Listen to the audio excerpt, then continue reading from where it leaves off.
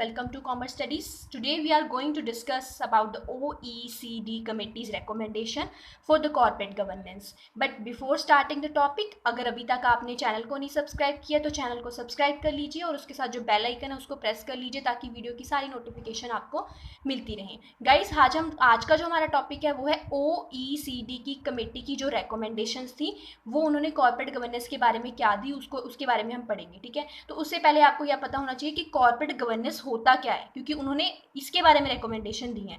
तो पहले मैं आपको इन शॉर्ट कॉर्पोरेट गवर्नेंस बताना चाहूंगी कि कॉर्पोरेट गवर्नेंस क्या है. देखो, कॉर्पोरेट गवर्नेंस दो वर्ड से मिलकर बना है, कॉर्पोरेट और गवर्नेंस. कॉर्पोरेट तो आपको पता होगा कि क्या है, कोई भी कंपनीज हैं या बड़े बड़े जो बिजनेस होते हैं उनको कॉर्पोरेट बोल देते हैं. ठीक है ना. और गवर्नेंस क्या है कि जब हम गवर्न करना मतलब चेकआउट करना, ठीक है, मॉनिटर करना ताकि सारा कुछ इफेक्टिवली हो रहा है या नहीं हो रहा. तो कॉर्पोरेट गवर्नेंस की अगर बात करें तो कॉर्पोरेट गवर्नेंस का मतलब क्या है कि जितने भी शेयर होल्डर्स हैं, ठीक है, शेयर होल्डर हैं, जितने भी कस्टमर हैं, गवर्नमेंट है, ठीक है, और जितने भी मतलब बाकी के पर्सन हैं, लाइक स्टेक होल्डर, हम वर्ड यहाँ पे यूज़ करते हैं स्टेक होल्डर, सभी के इंटरेस्ट को प्रोटेक्ट किया जाए. ठीक है, जितने भी पर्सन है सबके इंटरेस्ट को प्रोटेक्ट करना है हमने, और सबको जो भी इन्फॉर्मेशन जिसको चाहिए उसे प्रोवाइड करनी है ताकि सब कुछ एथिकली वर्क होता रहे. किसी भी तरह का कोई मतलब जैसे घोटाले नहीं होते वैसे घोटाला ना हो. ठीक है, हर कोई चीज़ इफेक्टिवली चलती रहे, एथिकली सारा कुछ चलता रहे. ठीक है, तो इसे बोलते हैं कॉर्पोरेट गवर्नेंस. इसके लिए ना काफ़ी सारी कमेटीज़ बनी ताकि हर कॉर्पोरेट को इफेक्टिवली हर कॉर्पोरेट के अंदर इफेक्टिवली वर्क हो पाए. ठीक है, तो OECD कमेटी जो है उसकी रिकमेंडेशन के बारे में हम पढ़ेंगे कि OECD कमेटी क्या है. पहले हम इसके बारे में डिस्कस करते हैं. तो गाइस, सबसे पहले मैं बताऊंगी कि यूएस और कनाडा, कौन सी कंट्री, यूएस और कनाडा ने मिलके OEEC एक इंटीग्रेशन किया था आपस में मिलके ताकि उनकी इकोनॉमी को डेवलप किया जाए. ठीक है ना, वो इंटीग्रेशन कर लेते हैं ना, मिल जाते हैं. तो उन्होंने क्या किया, organization for European economic cooperation, इन्होंने मिलके एक इंटीग्रेशन किया. तो इस यहाँ पे आके इन्होंने अपनी इकोनॉमी को डेवलप करने के लिए एक इंटीग्रेशन किया.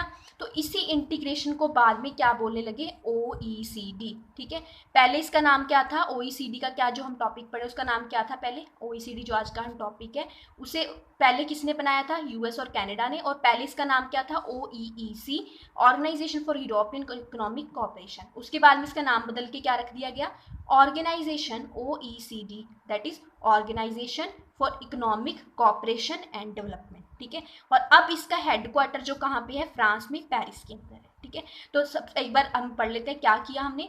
OECD जो है वो यूएस और कनाडा ने OEEC के नाम से सबसे पहले बनाया. उसके बाद में OECC का नाम बदल के OECD रख दिया, जिसका हेडक्वार्टर अब कहाँ है, फ्रांस में है, पेरिस के अंदर है. ठीक है, तो ये एक कमेटी की तरह बन गई. ठीक है, तो उसके बाद में OECD अब बन गया ना हमारा. OECD कैसे बना उसके बारे में बता दिया आपको मैंने.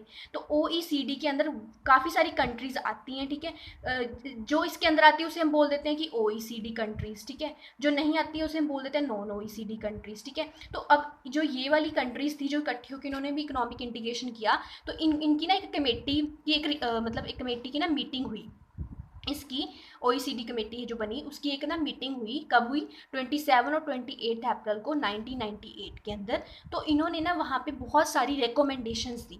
रिकमेंडेशन किसके लिए दी, सोचो किसके लिए दी होगी, कॉर्पोरेट गवर्नेंस के लिए. इन्होंने रिकमेंडेशन दी कॉर्पोरेट गवर्नेंस के लिए कि हर एक ऑर्गेनाइजेशन है, हर एक कॉर्पोरेट है, किस तरह से इफेक्टिवली डील कर पाए. ठीक है, तो और कैसे शेयर होल्डर्स, स्टेक होल्डर्स, सभी के इंटरेस्ट को प्रोटेक्ट किया जाए. तो उसके बारे में उन्होंने बहुत सारी रिकमेंडेशंस दी. ठीक है, तो इनकी रिकमेंडेशन को हम आज पढ़ रहे हैं. ठीक है, let's revise in very short कि यूएस और कनाडा ने ये बनाया, उसके बाद में इसका नाम बदल के ये रख दिया गया. और इनकी जो एक मीटिंग हुई, मीटिंग में उन्होंने क्या दिया, एक 6 प्रिंसिपल्स दिए कॉर्पोरेट गवर्नेंस के लिए. ठीक है, तो हम इसके 6 प्रिंसिपल्स को पढ़ते हैं. पहले मैं आपको मेन हेडिंग बता देती हूँ कि 6 प्रिंसिपल कौन कौन से थे.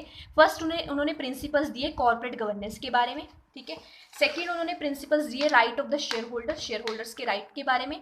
फिर उन्होंने इक्विटेबल ट्रीटमेंट की बात की कि सभी शेयर होल्डर को इक्वली ट्रीट करना है. फिर उन्होंने role of the share holders की बात की. फिफ्थ उन्होंने ट्रांसपेरेंसी और डिस्क्लोजर की बात की. देन नेक्स्ट उन्होंने बात की रिस्पॉन्सिबिलिटी ऑफ द बोर्ड की, बोर्ड की क्या responsibility. Let us discuss one by one. पहले उन्होंने प्रिंसिपल्स दिए, principles of effective corporate governance. Effective corporate governance के लिए उन्होंने प्रिंसिपल क्या दिए, उन्हें बोला कि उन्होंने बोला कि अगर आप कॉर्पोरेट गवर्नेंस करना चाहते हो, मतलब सभी जगह सब कुछ इफेक्टिवली हो एक ऑर्गेनाइजेशन के अंदर, तो क्या करना है हमें। इफ उन्होंने बोला कि अगर आपको लॉ बनाने की ज़रूरत है, बना लीजिए, ठीक है, प्रोटेक्ट करने के लिए राइट्स को। कई बार क्या होता है ना कि शेयर होल्डर है या कस्टमर है, किसी के राइट को ना प्रोटेक्ट नहीं किया जाता, ठीक है, उनके साथ मतलब एक तरह से हम बोलते हैं ना कि उनके साथ इफेक्टिवली डील नहीं किया जा रहा। तो वो बोला कि अगर आप लॉ बनाना चाहते हो तो बना सकते हो, आप कंट्री अपने लेवल पे बना सकती है और कॉर्पोरेट अपने लेवल पे बना सकती है अगर बनाना चाहते हो, ठीक है। फिर नेक्स्ट उन्होंने बोला division of authority among different authority and jurisdiction. मतलब उन्होंने बोला कि अगर आप जो भी आप अथॉरिटी बनाते हो, जैसे 3 अथॉरिटीज़ है, ठीक है, तो उनको प्रॉपर उनके अंदर जो भी अथॉरिटीज़, उनको मतलब एक तरह से ड्यूटीज़ उनकी फिक्स कर दी जाए, ठीक है, भी इसने कस्टमर के इंटरेस्ट को प्रोटेक्ट करना है, इसने शेयर होल्डर के को प्रोटेक्ट करना है, मतलब प्रॉपर सबको एक एक तरह से ड्यूटी दे दी जाए, ठीक है, तो कि इफेक्टिवली काम हो पाएगा। नेक्स्ट उन्होंने बोला कि पॉलिसी जो है हर एक कॉर्पोरेट फ्लेक्सिबल बनाए, ताकि कभी भी चेंज करने की अगर ज़रूरत पड़ जाए तो उसको हम चेंज कर पाएँ। फिर उन्होंने क्या बोला कि पॉलिसी मेकर को क्या करना चाहिए, जो भी पॉलिसी बनाए it should be transparent and focus on economic outcome. जो भी वो पॉलिसी बनाए सबको उसके बारे में क्लैरिटी हो, जो भी उसके स्टेक होल्डर्स हैं, कस्टमर्स हैं, सप्लायर्स हैं, बिजनेस पार्टनर्स हैं, एवरी पर्सन, सभी पर्सन को क्या हो, ट्रांसपेरेंसी हो, सब पर्सन को उस पॉलिसी के बारे में पता हो। तो ये उन्होंने कुछ प्रिंसिपल्स दिए किसके बारे में, कॉर्पोरेट गवर्नेंस के बारे में। मैं आपको बेसिक से करवा रही हूँ क्योंकि हमारे एग्जाम पॉइंट ऑफ व्यू से इतने ही बहुत इंपॉर्टेंट है, ठीक है। प्रिंसिपल क्या दिए उन्होंने कॉर्पोरेट गवर्नेंस के बारे में, ये उन्होंने प्रिंसिपल दिए कि पॉलिसी बनाओ, फ्लेक्सिबल बनाओ, और पॉलिसी जो होनी चाहिए वो ट्रांसपेरेंट होनी चाहिए, और अथॉरिटी को जो प्रॉपर उनकी ड्यूटीज़ को डिवाइड करो, और जो भी हम लॉ वगैरह बनाना चाहते हो तो आप बना सकते हो अपने लेवल के ऊपर, ठीक है। तो ये उन्होंने कॉर्पोरेट गवर्नेंस के बारे में प्रिंसिपल दिए। तो बेसिकली ना 6 प्रिंसिपल है, मैंने यहाँ पे लिखा था पहले 6 प्रिंसिपल हैं, ठीक है। फर्स्ट प्रिंसिपल हमने कर लिया कॉर्पोरेट गवर्नेंस के बारे में, इसमें ये सारे पॉइंट्स हैं, ठीक है। नेक्स्ट जो प्रिंसिपल है उन्होंने दिया सेकंड, उन्होंने दिया right of the share holder. उन्होंने ना शेयर होल्डर के राइट के बारे में बोला। उन्होंने क्या बोला कि बेसिक राइट सबको होने चाहिए, सब जो बेसिक राइट शेयर होल्डर का होता है वो तो सबको पता है, लाइक मीटिंग अटेंड करना या और जो भी है वो उनको उनके बेसिक राइट होने चाहिए सभी शेयर होल्डर को। नेक्स्ट है participation in the decision making. जो भी डिसीजन मेकिंग होती है उनको ऐसा नहीं हो कि इसको 2 बंदे हैं तो दोनों को पार्टिसिपेट करने का राइट होना चाहिए, ऐसा नहीं इसको कर रहे इसको नहीं दे रहे, ठीक है। नेक्स्ट है जो भी कैपिटल स्ट्रक्चर से रिलेटेड डिसीजन लेना सभी उसमें इन्वॉल्व हो। नेक्स्ट है एफिशिएंट ट्रांसपेरेंसी होनी चाहिए सारे सिस्टम की। ट्रांसपेरेंसी समझते हो ना, आपकी सब कुछ सबको दिखता हो, ठीक है। नेक्स्ट अटेंड द मीटिंग, उनको राइट होना चाहिए कि वो मीटिंग को अटेंड कर सके, ठीक है। तो उन्होंने बोला कि right of the share holder क्या है, उनको कैसे प्रोटेक्ट करना है, उनको ये सारी चीज़ें उनको प्रोवाइड करनी है। क्या क्या कि उनको बेसिक राइट देने हैं, पार्टिसिपेट करवाना है डिसीजन मेकिंग में, कैपिटल स्ट्रक्चर में जो भी उनसे कैपिटल स्ट्रक्चर से रिलेटेड डिसीजन है उसको भी फॉलो करना है, एफिशिएंट ट्रांसपेरेंसी एंड मैनर के साथ उन्होंने डील करना है, और अटेंड द मीटिंग कि जो भी मीटिंग्स वगैरह होती हैं एक ऑर्गेनाइजेशन के अंदर every person should have a right कि उस वो मीटिंग को वो जो वो अटेंड कर पाए, ठीक है। तो ये उन्होंने 1 2 3 4 5 जो उन्होंने पॉइंट्स दिए थे ये किसके रिगार्डिंग है, राइट्स ऑफ शेयर होल्डर के रिगार्डिंग, ठीक है। हमने 2 पॉइंट कर लिए, जो 6 मैंने आपको बोला ना 6 हैं, 6 में से हमने 1 कर लिया कॉर्पोरेट गवर्नेंस के बारे में, सेकंड हमने क्या कर लिया, राइट ऑफ शेयर होल्डर।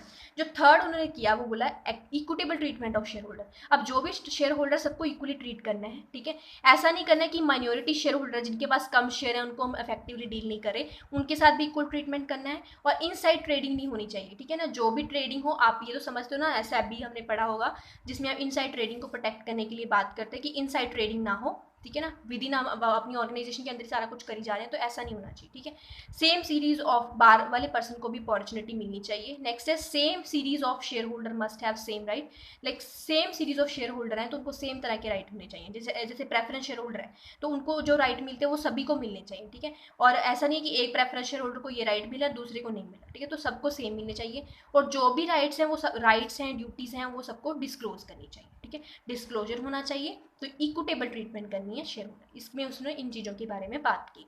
जो 4th रिकमेंडेशन दी थी इस कमेटी ने वो उन्होंने दी थी रोल ऑफ स्टेक होल्डर के। अब स्टेक होल्डर तो आपको पता होगा, स्टेक होल्डर में कौन कौन आ जाता है भाई, कौन कौन आ जाता है इसमें, कस्टमर्स भी आ जाते हैं, हमारे सप्लायर्स भी आ जाते हैं। स्टेक होल्डर का मतलब मैं बोलूँ कि किसी भी पर्सन का डायरेक्टली और इनडायरेक्टली अगर बिजनेस में इंटरेस्ट है तो वो स्टेक होल्डर है, ठीक है ना। लाइक उसके रिगार्डिंग भी ना इस कमेटी ने रिपोर्ट अपनी रिपोर्ट के अंदर रिकमेंडेशन दी, क्या क्या क्या दी कि उनको भी फुल डिस्क्लोजर करना है कि जो इन्फॉर्मेशन उन्हें चाहिए देनी है एक कॉर्पोरेट को, एम्प्लॉय की पार्टिसिपेशन करानी है जो भी डिसीजन लेना है उसके अंदर, जो भी उनका मतलब लॉ के अकॉर्डिंग राइट को प्रोटेक्ट करना है, फ्री कम्युनिकेशन करनी है सबके साथ, मतलब जो भी कम्युनिकेट करना चाहते हो आप, असेसिबल टू रेलिवेंट इन्फॉर्मेशन, जो भी इन्फॉर्मेशन है it should be accessible to all, ठीक है। अगर कस्टमर कोई चीज़ को चेक आउट करना चाहता है तो उसको प्रोवाइड की जाए वो चीज़, ठीक है ना, कोई भी रेलिवेंट डॉक्यूमेंट अगर वो चेक करना चाहते हैं, ठीक है। That is about the role of stake holder. फिर उन्होंने ना फिफ्थ जो रिकमेंडेशन दी वो दी डिस्क्लोजर और ट्रांसपेरेंसी के बारे में। इन्होंने बोला कि सब कुछ ट्रांसपेरेंस और डिस्क्लोजर होना चाहिए, डिस्क्लोज करना है क्या क्या फाइनेंशियल स्टेटमेंट को, ऑब्जेक्टिव क्या है, रेम्यूनरेशन क्या है, थर्ड पार्टी के साथ हमारे क्या रिलेशंस हैं, और जो भी हम रिपोर्ट वगैरह बनाएं वो इंटरनेशनल अकाउंटिंग स्टैंडर्ड फॉलो करके बनाएं ताकि सारे जो कंट्रीज हैं वो समझ पाएँ उस चीज़ को, ठीक है। इंटरनेशनली एक्सेप्टेड जो प्रिंसिपल्स होते हैं उनको फॉलो करके हम बनाएं। नेक्स्ट उन्होंने बोला कि एनुअल ऑडिट करवानी चाहिए, किससे, इंडिपेंडेंट ऑडिटर से। इंडिपेंडेंट ऑडिटर पर यहाँ पे हमारा ये मतलब है ताकि इंडिपेंडेंट ऑडिटर से हम इसलिए करवाएंगे ताकि जो अगर हम मेरी ऑर्गेनाइजेशन तो मैं तो अपना मैनिपुलेट भी तो कर सकती हूँ ना, अगर मैं खुद ही ऑडिट कर रही हूँ तो इंडिपेंडेंट पर्सन होना चाहिए, बाहर से कोई पर्सन आना चाहिए जो कि ऑडिट करे हमारे अकाउंट्स को, ठीक है। तो this is about the disclosure and transparency जो OECD ने बोला, ठीक है। तो ये हमारे 5 पॉइंट्स जो हो चुके हैं। नेक्स्ट जो उन्होंने लास्ट बोला, इट्स वेरी इजी और इसके बाद में कंप्लीट हो जाएगा, रिस्पॉन्सिबिलिटी ऑफ बोर्ड, बोर्ड की रिस्पॉन्सिबिलिटी के बारे में। बोर्ड की रिस्पॉन्सिबिलिटी क्या है कि सभी को should treat all the share holder Fairlie, जितने भी शेयर होल्डर सबको फेयरली ट्रीट किया जाए एंड बोर्ड के द्वारा, और board should apply ethical standard, अगर बोर्ड एथिकल स्टैंडर्ड अप्लाई करेगा तो एम्प्लॉइज करेंगे, ठीक है ना। अगर टॉप अथॉरिटी नहीं हमारी एथिक्स पे चल रही, वही अनएथिकल चल रही है तो सारे कैसे एथिकल चलेंगे। तो बोर्ड की ये ड्यूटी बनती है कि वो एथिकल स्टैंडर्ड्स को अप्लाई करें, गुड फेथ में काम करें, ठीक है। ये तो एज नॉर्मल पॉइंट है। ओवरसी द प्रोसेस, सारा प्रोसेस को जो भी ऑर्गेनाइजेशन के अंदर चल रहा है उनके बारे में उसको पता होना चाहिए, चेकआउट करते रहना है। और board should perform various key function effective like succession planning, monitoring effectiveness of governance principle, कि सारा कुछ ऑर्गेनाइजेशन के इफेक्टिवली हो रहा है या नहीं हो रही। यहाँ पे ना एक वर्ड आया succession planning, do you know about succession planning? अगर आपको नहीं पता तो मैं बता देती हूँ। सक्सेशन प्लानिंग का मतलब होता है कि लाइक की पोजीशंस होती हैं कुछ हमारे ऑर्गेनाइजेशन की, जैसे टॉप पे मैनेजर है या कोई कोई बंदा है, अगर अचानक से अगर सोचो कि वो बंदा छोड़ के चला जाए, ठीक है, तो बोर्ड को क्या करना चाहिए, उनको पहले सक्सेशन प्लानिंग करनी चाहिए कि की पोजीशन को वो कैसे फिल करेंगे। अगर ये बंदा चला गया तो उसकी जगह पे किस पर्सन को वो रखेंगे, ठीक है। तो ये होता है सक्सेशन प्लानिंग के बारे में। तो पहले उन्होंने प्लानिंग करके रखनी है कि अगर ये बंदा चला गया तो कैसे करना है, तो ये बोर्ड की रिस्पॉन्सिबिलिटी है, ठीक है। तो इन्होंने ये भी बोला कि सक्सेशन प्लानिंग भी करे बोर्ड, ठीक है। तो इन्होंने एक बार क्या क्या बोला, let us revise in very short. Principle क्या दिए उन्होंने बोले कि कॉर्पोरेट गवर्नेंस को कैसे डील करना है, ठीक है। उन्होंने बोले लॉ रेगुलेशंस बनाओ, right of the share holder को प्रोटेक्ट करो, इक्विटेबल ट्रीटमेंट करो शेयर होल्डर के साथ, और role of the stake holder कैसे, मतलब स्टेक होल्डर बाहर वाले पर्सन को क्या क्या इन्फॉर्मेशन देनी है, डिस्क्लोजर सब कुछ करना है, और बोर्ड के क्या क्या काम है उसके बारे में उन्होंने बताया, ठीक है। तो और ये कमेटी क्या थी, ये कब बनी थी, US और कनाडा ने OEEC कमेटी बनाई, उसके बाद में इसका ही नाम OECD रख दिया गया और इसका हेडक्वार्टर फ्रांस में है। और इसकी मीटिंग कब हुई थी, जब जिसमें उसने रिकमेंडेशन दी, ये 98 में हुई थी। इस कमेटी ने फिर रिकमेंडेशन दे दी थी और 6 रिकमेंडेशन उन्होंने दी थी। पहले हमने मेन हेड्स किए, उसके अंदर फर्दर पॉइंट्स किए। आपको आई थिंक गाइस क्लियर हो गया होगा। इस टॉपिक को मैंने एग्जाम पॉइंट ऑफ व्यू से जितना मतलब रेलिवेंट है उतना ही करवाया है, एक्स्ट्रा नहीं करवाया। अगर आपको वीडियो अच्छी लगी हो तो लाइक कर देना, और अगर अपने फ्रेंड्स के साथ शेयर कर देना, और चैनल को फिर सब्सक्राइब कर लेना अगर अभी तक अगर आपने नहीं किया, ठीक है। Thank you so much.